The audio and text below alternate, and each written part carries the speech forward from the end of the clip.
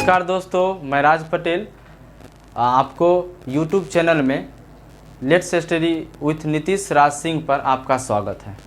दोस्तों, कल जो हम पढ़ाए थे एसिड बेस साल्ट, उससे हम आगे पार्ट 2 हम पढ़ाने जा रहे हैं। जो बचा हुआ कल था उसको आज कवर करेंगे। एसिड बेस साल्ट का ही सीरीज चल रहा है, ये सेकेंड सीरीज है, यानी पार्ट 2 नाम दे दिए हैं। तो देखते हैं इसमें क्या क्या हो हम बताने जा रहे हैं। चूने पानी का टेस्ट। चूने पानी का टेस्ट CO2 को चूने के पानी से प्रवाहित करने पर पानी दुधिया हो जाता है। देखिए CaOH का होल 2 प्लस CO2 ये गैस अवस्था में है, ये सॉलिड अवस्था में है। अगर ये दोनों का रिएक्शन किया जाता है, रासायनिक प्रक्रिया किया जाता है, तो CaCO3 प्राप्त होता है जो सॉलिड है, और जल प्राप्त होता है। ये सफ़ेद अपक्षेप, इससे ये सफ़ेद अपक्षेप है, ठीक है। इसमें देखिए, अगर CO2 का मात्रा अधिक मात्रा में दिया जाए, प्रवाहित किया जाए, तब क्या होगा? CaCO3 calcium carbonate plus H2O plus CO2, अगर इसका रिएक्शन किया जाता है तो CaHCO3 का होल 2, जिसको ये जल में घुलनशील होता है, ठीक है। अब देखिए, अम्ल एवं क्षार की परस्पर अभिक्रिया होता है। अगर अम्ल और क्षार अगर अभिक्रिया कराया जाता है तब क्या होता है? एसिड यानी अम्ल प्लस बेस यानी क्षार, तो इसको अगर रिएक्शन किया जाता है तो साल्ट प्लस H2O बनता है, यानी साल्ट और H2O जल बना प्राप्त होता है। अब उदासीनी अभिक्रिया क्या है? उदासीनीकरण अभिक्रिया क्या है? जब अम्ल द्वारा क्षारक और क्षार में अभी डिफरेंट बताएंगे, अभी इसका हम परिभाषा बताएं। जब अम्ल द्वारा क्षारक का प्रेक्षित प्रभाव तथा क्षारक द्वारा अम्ल का प्रभाव, ठीक है, ये डबल बार हो गया, का प्रभाव समाप्त हो जाता है, तो इसके परिणाम स्वरूप लवण और जल प्राप्त होता है। इसके परिणाम स्वरूप हमको क्या प्राप्त होता है? लवण और जल प्राप्त होता है। इसे उदासीनीकरण कहते हैं। देखिए, इसको अगर हम सीधा सा भाषा में समझा जाए तो इसको क्या कहेंगे? जब अम्ल द्वारा क्षारक प्रेक्षित किया जाता है और क्षारक भी प्रेक्षित किया जाता है, तो क्या होता है? बाद में जाके उसका प्रभाव जो है ना समाप्त हो जाता है। ऐसे अवस्था में उसका जो रिजल्टेंट मिलता है, यानी परिणाम स्वरूप मिलता है, लवण और जल मिलता है। हमेशा याद रखिएगा, उदासीनिक प्रक्रिया होता है तो लवण और जल प्राप्त होगा अंत में। देख लेते हैं एग्जाम्पल एक दो गो। जैसे परवल अम्ल, कल हम बताए थे परवल अम्ल यानी स्ट्रॉन्ग एसिड एंड दुर्बल यानी वीक एसिड, क्षारक है, सॉरी बेस होगा। तो अम्ल यानी परवल अम्ल प्लस दुर्बल क्षारक को अगर मिलाया जाए तो अम्लीय लवण बनेगा प्लस H2O। देखिए उदासीनीकरण हो गया। अच्छा, इससे पहले NaOH यानी सोडियम हाइड्रोक्साइड प्लस HCl यानी हाइड्रोक्लोरिक अम्ल को मिलाते हैं तो NaCl प्लस H2O प्राप्त होता है। ये साधारण नमक है। अब ये दुर्बल अम्ल को अगर परवल क्षारक के साथ मिलाया जाए, यानी रिएक्शन किया जाए, तो क्षारीय लवण प्राप्त होगा और जल होगा। ये भी उदासीनीकरण कर रहा है। परवल अम्ल प्लस परवल क्षारक, तो उदासीनीकरण लवण प्लस H2O बना रहा है। इसी प्रकार दुर्बल अम्ल प्लस दुर्बल क्षारक को मिलाया जा रहा है तो उदासीनी लवण और जल प्राप्त हो रहा है, ठीक है। अब आइए, अम्लों के साथ धात्विक यानी मेटलॉइड ऑक्साइड की अभिक्रिया कराया जाता है तब क्या होता है? CuO यानी कॉपर ऑक्साइड को HCl यानी हाइड्रोक्लोरिक एसिड के साथ अगर प्रक्रिया कराया जाता है तो क्या प्राप्त होता है? CuCl2 प्लस H2O यानी कॉपर क्लोराइड प्लस CO यानी H2O यानी जल प्राप्त होता है। CuO प्लस HCl को अगर अभिक्रिया करा रहे हैं तो CuCl2 प्लस H2O प्राप्त होता है, यानी धात्विक है। अब अधात्विक में अम्ल के साथ अगर रिएक्शन किया जाए, अभिक्रिया कराया जाए, तब क्या प्राप्त होता है? देख लीजिए, CO2 प्लस CaOH का होल 2 CaCO3 यानी कैल्शियम कार्बोनेट प्लस जल प्राप्त होता है, ठीक है। ये अधात्विक है, ये अधात्विक है। देखिए सभी क्षारक जल में घुलनशील नहीं होते। अभी क्षारक और क्षार के बारे में हम बताए थे कि क्षारक और क्षार मीन्स अलग अलग होता है, हम उसको बताते हैं। सभी क्षारक जल में घुलनशील नहीं होता है, जितना भी क्षार है सब घुलनशील नहीं होता है। जो जल में घुलनशील क्षारक होता है उसे हम क्षार कहते हैं, यानी जो घुलनशील होता है उसको हम क्षारक कहेंगे। अगर जो घुलनशील नहीं होता है उसे हम क्षारक तो कहेंगे, लेकिन क्षार नहीं कहेंगे। फिर से समझ लीजिए दोस्तों, सभी क्षारक जो होता है ना घुलनशील नहीं होता है, जो घुलनशील होता है वो क्षारक होता है, ठीक है, और उसे क्षार कहेंगे। अगर जो घुलनशील नहीं होगा वो क्षारक है लेकिन क्षार नहीं कहेंगे, ठीक है। अब आइए importance of pH in daily life, यानी डेली लाइफ में क्या, दैनिक जीवन में इसका क्या महत्व है। पीएच का मान 5.5 से कम होने पर दंत क्षय होता है। अगर आपका पीएच वैल्यू 5.5 से कम होने लगा तो दंत क्षय होने लगा, दंत मतलब डीके होने लगेगा, है ना। डीके बने सर न करना। हमारे पाचन तंत्र का पीएच HCl सहायक करता है। पीएच में HCl जो होता है वो सहायक होता है, ठीक है, हेल्प करता है। यदि किसी स्थान पर मिट्टी का पीएच वैल्यू कम या अधिक हो जाता है तो फसल नुकसान होगा, ठीक है। इसीलिए किसान क्या करता है कि वहाँ पर मिट्टी का जांच कराता है, तो अगर उसका क्या कहते हैं कम या अधिक हो जाता है तो उस अनुसार से क्षार या अम्ल मिलाता है, ठीक है।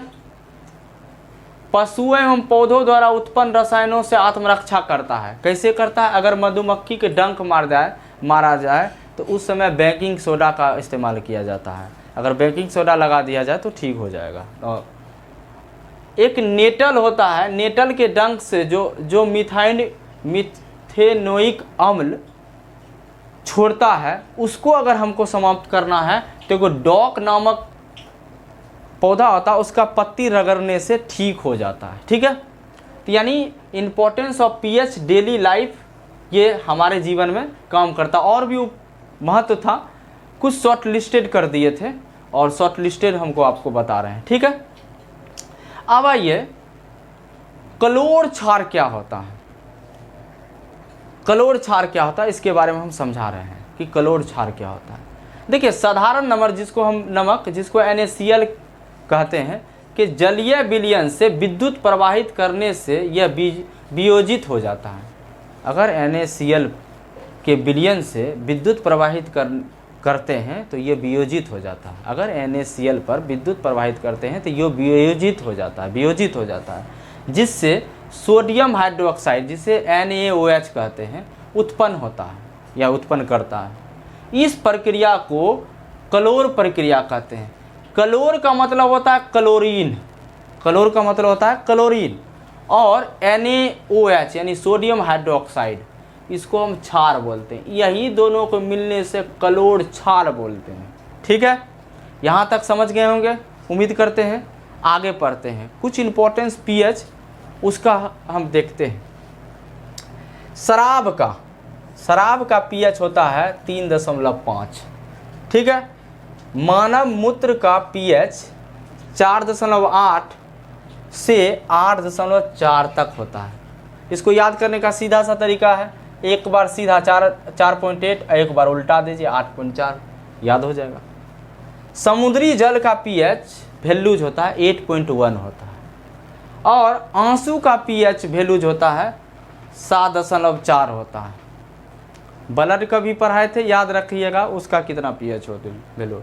नींबू के रस का पीएच वैल्यू 2.4 होता है।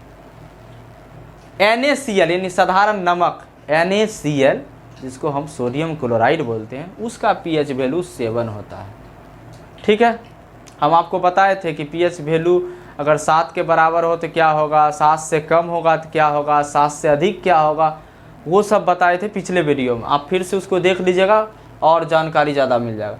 पीएच स्केल, पीएच का कल फुल फॉर्म बोले थे, यानी पोटेंज होता है उसका उसका लैटिन भाषा है, उसका क्या कहते हैं शक्ति होता है, अर्थ, उसका मीनिंग।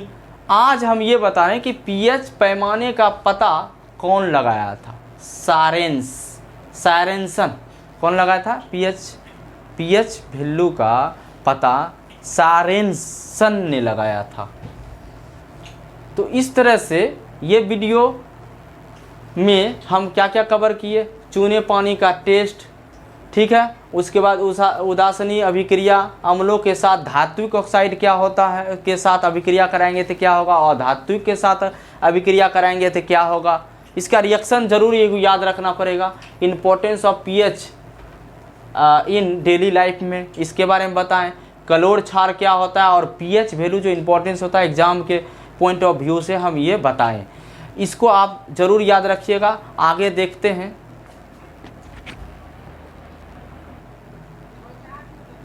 अब साधारण नमक से रसायन के बारे में पढ़ेंगे। साधारण नमक NaCl, वो जो NaCl होता है, इससे पहले जो पढ़ाए थे उसका स्क्रीनशॉट ले लिए होंगे। अब दूसरे स्क्रीन बोर्ड है, अब देखिए इसमें क्या क्या है। एक सोडियम हाइड्रोक्साइड है जिसको हम NaOH बोलते हैं। एक होता है विरंजक चूर्ण, ठीक है, जिसको हम Cl2, बेकिंग सोडा NaHCO3, धोने का सोडा Na2CO3, 10H2O, ठीक है।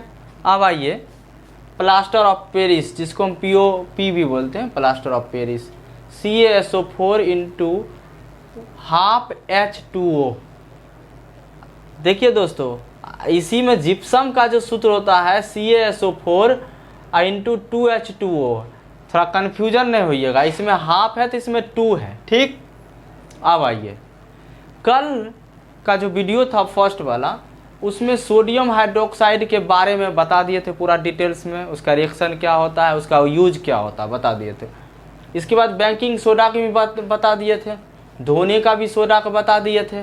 अब हम आज बताएंगे ये विरंजक चूर्ण और प्लास्टर ऑफ पेरिस के बारे में, कैसे किसे कहते हैं और उसका उपयोग, ठीक। अब ये विरंजक चूर्ण, जब शुष्क बुझे हुए चूने, जिसको हम CaOH का होल 2 बोलेंगे, पर क्लोरीन की क्रिया से विरंजक चूर्ण का निर्माण होता है, ठीक है। इसका देखिए रिएक्शन क्या है, CaOH2 यानी बुझा हुआ चूना प्लस Cl2, इसका रिएक्शन कराएंगे तो CaOCl2, यही आपका विरंजक चूर्ण प्राप्त हुआ और जल प्राप्त होता है। इसका उपयोग क्या है, वस्त्र उद्योग में सूती और लिनेन के विरंजक के लिए किया जाता है।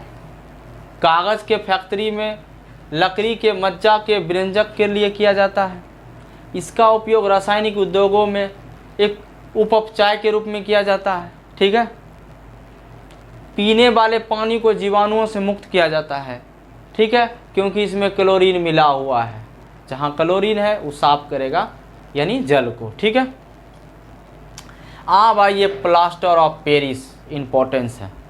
प्लास्टर ऑफ पेरिस का formula CaSO4 into half H2O को कहा जाता है। ये बनता कैसे, जब जिप्सम को 373 केल्विन पर टेम्परेट किया जाता है यानी गर्म किया जाता है, तो ये जल के अणुओं का त्याग कर कैल्शियम सल्फेट या हेमीहाइड्रेट या अर्धहाइड्रेट बोला जाता है, तब POP बनता है।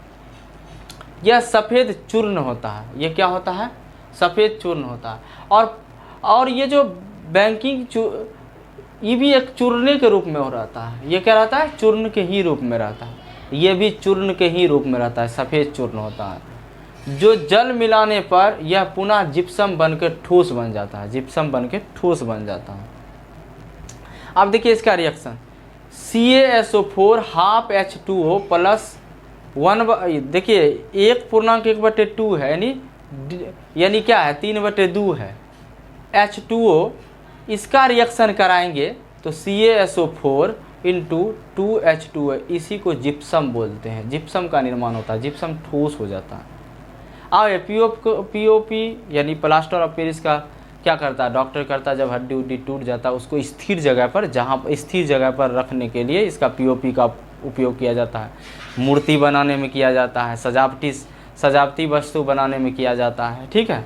इसका उपयोग सरफेस को चिकना बनाने के लिए किया जाता है, कोई भी सरफेस हो, प्लास्टर ऑफ पेरिस दीवार में भी किया जाता है, सरफेस में किया जाता है। सरफेस का मतलब होता है सतह, सरफेस का मतलब क्या होता है सतह, ठीक है।